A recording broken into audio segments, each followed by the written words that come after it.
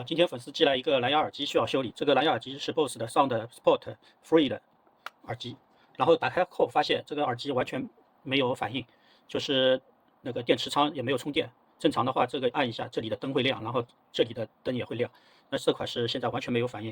然后插上这个电源线之后，发现这个灯亮了，然后这边灯也亮了，然后耳机呢是完全无法开机的，电池都完全坏掉了。耳机仓到时候也要换新的电池。好，接下来我们要把这个耳机给它拆开啊，拆开呢它是无法做到无损的，因为它这个耳机外面这一层呢包的是一圈这个橡胶皮，但是呢它这个拆开的时候呢要从橡胶皮下面去把它敲开，它的一个缝大概是在这个位置，所以呢就必须有一种方法呢，就是暴力的把这个耳机壳这里给它撬，这里拉一个洞给它撬开，然后呢把这个耳机拆出来。还有一种呢，就是把这里一圈胶皮给它切掉，叫做一个环切的一个手术。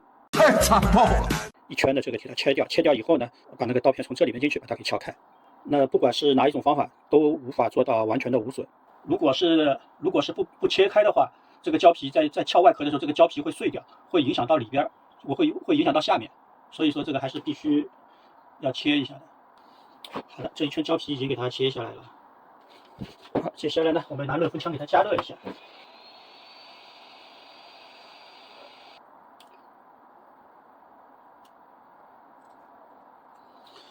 哦，这个胶涂的太多了啊，拆都拆不下来。我们先把这个残胶给它清理干净。现在这个耳机的主板我们已经取下来了，接下来呢，我们要把这个电池给它拿下来。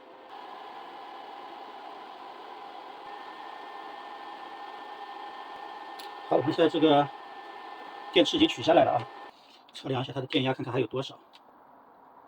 完全没电了，那这个电池是肯定不能用了。那我们给它换上我们买的新的电池。好，这个电池底部我们给它打上一点胶水，打上一点胶水。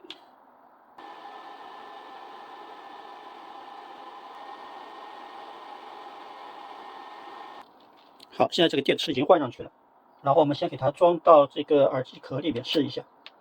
好，现在这个排线我们已经接上了，然后这两条数据线也给它接上了。接下去呢，我们给它打一点防护胶，和它原来的一样啊，它原来这里也是有胶的。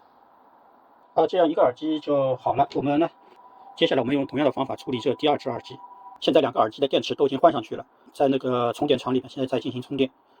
我们充好电之后，测试一下它的一个声音。好，现在这个手机已经充电充了1个多小时了，一个右耳已经充满了，充满了之后，它这个白灯就是一直亮着的，在闪烁的就是在充电过程中的。然后我们现在拿这个手机拿出来试一下，这个蓝牙我之前是连过的，它这个现在白灯都已经是亮了。我们看一下手机上，现在这个手机蓝牙已经连上了，我们给它放歌听一下。好，这个耳机我们已经测试过了，都是好的。按下去我们就把盖子给它装上。